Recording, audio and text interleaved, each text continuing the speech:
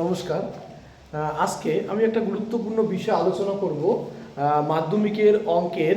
সেটা হচ্ছে ভেদ যে চ্যাপ্টারটা রয়েছে সেটা একটা গুরুত্বপূর্ণ অঙ্ক। এই অঙ্কটাতে তোমাদের 3 নম্বর থাকে। যদি ভালো করে বুঝতে পারো তাহলে এই 3 নম্বর কিন্তু সুন্দরভাবে পেয়ে যাবে। ঠিক আছে, চলো প্রথম থেকে আমি সুন্দর করে বুঝাচ্ছি।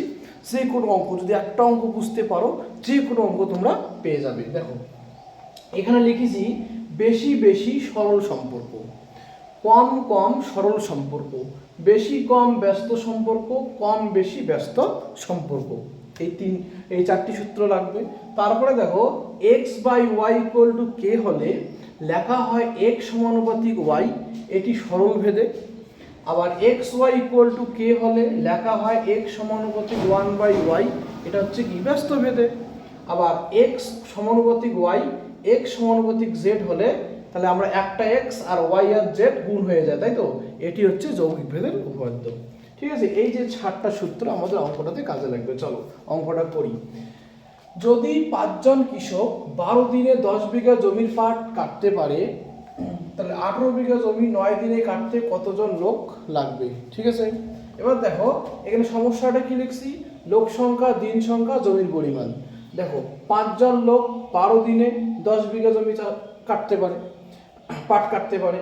এবার 18 বিঘা জমি কাটতে 9 দিনে কতজন লোক লাগবে? এটা আমরা ভেদের সাহায্যে অঙ্কটা করব। দেখো লোক সংখ্যাকে আমরা এ ধরছি, দিন সংখ্যা বি আর জমির পরিমাণ সি। তার মানে এটাকে আমরা এ ধরছি, এটাকে আমরা বি ধরছি, এটাকে আমরা সি ধরছি। ঠিক আছে, চলো এবার দেখো লোক সংখ্যা, এখানে 5 জন লোক ছিল আর 10 বিঘা জমি ছিল, মানে 10 বিঘা জমির কাটতে 5 জন লোক লাগে। তাহলে 18 বিঘা জমি চাষ কাটতে কি বেশি জন লোক লাগবে? তার মানে জমির পরিমাণ বাড়ছে, লোকও বেশি লাগবে। তাহলে বেশি বেশি কি সম্পর্ক? দেখো সরল সম্পর্ক। তার মানে বলতে পারি লোক সংখ্যার সঙ্গে জমির পরিমাণ কি সরল ভেদে আছে। তাই দেখো লোক সংখ্যার সঙ্গে জমির পরিমাণ সরল ভেদে লিখছি। এবার দেখো এটাকে আমরা এ ধরছি, এটাকে আমরা সি ধরছি। তার মানে বলতে পারি এর সাথে সি সরল ভেদে আছে। তাহলে সরল ভেদে থাকলে আমরা কি লিখতে পারি? দেখো এক্স সমানুপাতিক ওয়াই লিখতে পারি। তার মানে আমরা কি লিখতে পারি? এ সমানুপাতিক সি লিখতে পারি, কারণ এটাকে এ ধরছিলাম, এটাকে সি ধরছিলাম। আর এখানে কিন্তু মাথায় রাখতে হবে এটাকে সামনে লিখতে হবে, মানে কোশ্চেন মার্ক যেখানে আছে তাকে সামনে লিখতে হবে। বোঝা গেল?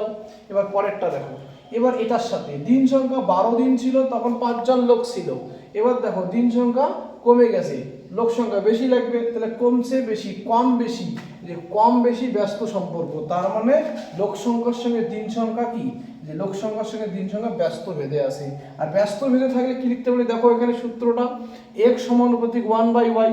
তার মানে কি লিখতে পারি? a সমানুপাতিক 1/b, যেহেতু এই দুটা আমরা ব্যস্ত সম্পর্ক।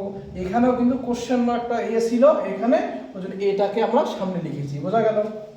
এবার 3 নম্বরে দেখো দুইটা এ মিলে গেছে। দেখো 3 নম্বরটা এক্স এক্স মিলে গেলে আমরা ওয়াই ইন্টু জেড, এই যে ওয়াই ইন্টু জেড এক্স সমানুপাতিক ওয়াই জেড লিখতে পারি।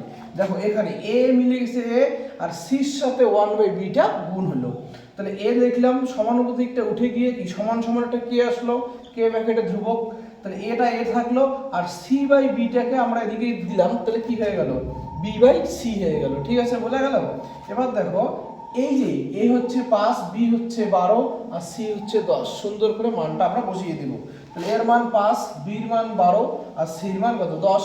এবার দেখো 5 দুগুণ 10, আবার 6 দুগুণ 12, তাহলে কে এর মান কত পেলাম? 6, কে এর মান 6 পেলাম। এবার দেখো এখানে আবার লিখে আমাদের এই যে ধ্রুবকের লাইনটা আছে না, a equal to K into C by B, এই লাইনটাকে লিখতে হবে। লিখলাম a equal to K into C by B.